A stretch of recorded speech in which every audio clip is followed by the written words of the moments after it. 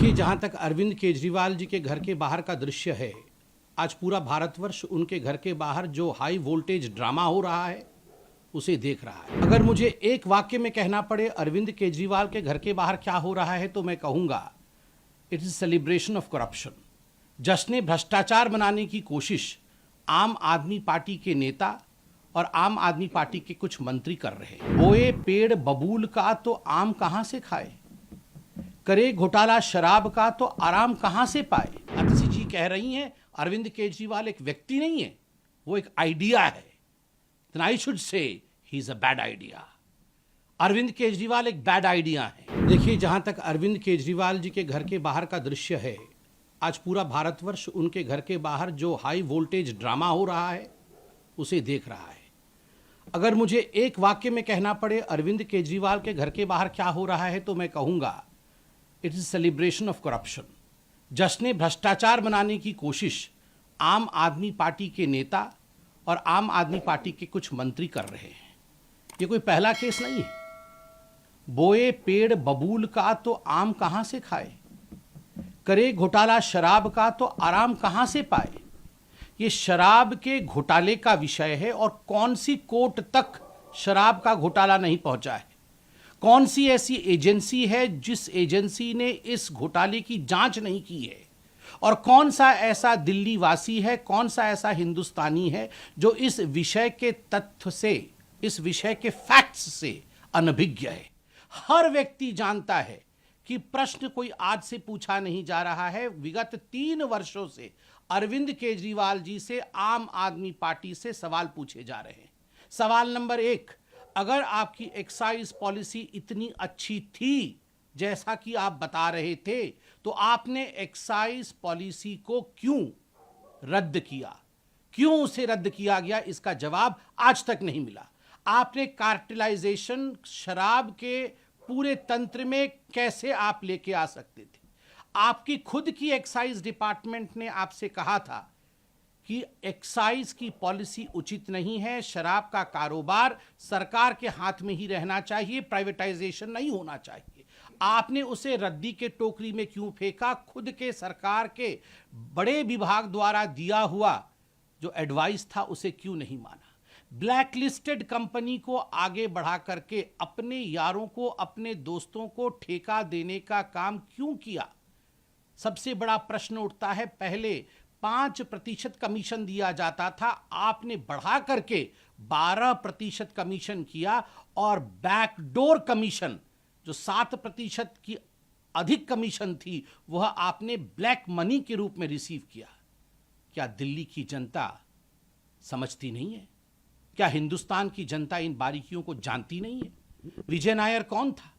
आज recorded statement है, statements हैं ईडी के पास, सीबीआई के पास, उन तमाम जांच एजेंसियों के पास जिन लोगों ने कई करोड़ रुपए किकबैक के रूप में रिसीव किया, और रिसीव करके इसको कहां कहां ठिकाने लगाया, किस बैग में इन्हें लेके गया। ये सारे विषय आज पब्लिक डोमेन में है। इन सारे विषयों की जांच हुई है।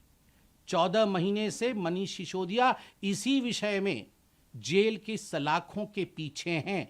कोई ऐसा कोर्ट हिंदुस्तान में बाकी नहीं है जहां आम आदमी पार्टी और अरविंद केजरीवाल जी ने जाके झूठ का पुलिंदा फैलाने की कोशिश नहीं की हो, मगर उसके बावजूद किसी कोर्ट से मनीष सिसोदिया को रिलीफ नहीं मिला। संजय सिंह बड़े बड़े भाषण दे रहे थे, जेल के अंदर हैं, आज भी उन्हें रिलीफ नहीं मिला है। तथ्यों के आधार पर काम करती है कोर्ट, तथ्यों के आधार पर काम करते हैं ये जो जांच एजेंसी है। ये गेट के बाहर, घर के सामने बड़े बड़े वचन से, ड्रामा से कुछ नहीं होता है।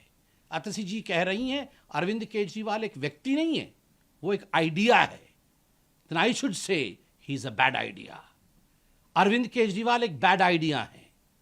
The idea of corruption, the idea of minting money through I would say through excise policy. I mean, this is unheard of. A CM who talks about education.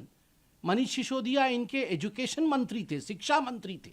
आपने विश्व में कहीं सुना है शिक्षा मंत्री शराब के घोटाले से पैसा बना रहा है? जो सीएम कहता है कि हम तो चांद में भी स्कूल खोल देंगे, वो शराब के पैसे से पैसे बना करके, शराब के ठेकेदारों से, शराब के बड़े बड़े माफियों से, डॉन से पैसे की उगाही करता है और करोड़ों करोड़ रुपयों का चंदा लेता है। क्या यह विषय आज दिल्ली से छुपा नहीं? तो स्वाभाविक रूप से अगर इस प्रकार की कार्यवाही, घोटाले किए जाएंगे तो कार्यवाही होना ये हिंदुस्तान के संविधान और हिंदुस्तान के कानून के दायरे में हो रहा है। क्या कारण था कि दिल्ली हाईकोर्ट तक जाना पड़ा और दिल्ली हाईकोर्ट ने उन्हें रिलीफ नहीं दिया? उससे पहले राउज एवेन्यू कोर्ट, जो लोअर कोर्ट है, लोअर कोर्ट में भी समन्स को लेकर अरविंद केजरीवाल जी गए थे कि ये समन्स गैर कानूनी है। सेक्शन 174 के अंतर्गत कोर्ट ने स्पष्ट रूप से कहा यह गैर कानूनी नहीं है, आपको समन में अपीयर करना चाहिए।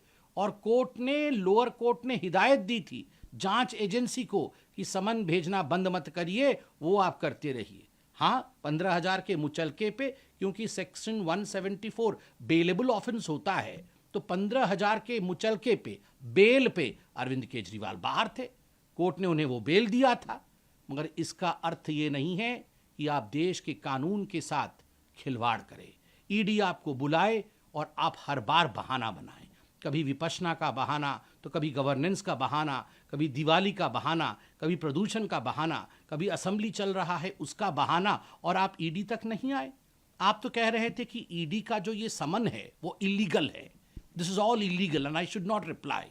मगर आप ये कैसे मान जा रहे थे कि अगर ईडी हमारे साथ वर्चुअल मोड के माध्यम से बातचीत करना चाहती है, पूछना चाहती है, तो मैं तैयार हूं। क्यों? अगर वो इलीगल था तो रियल में भी इलीगल है और वर्चुअल में भी इलीगल है। वर्चुअली आप अपीयर हो सकते हैं, रियल में आप अपीयर नहीं होना चाहते।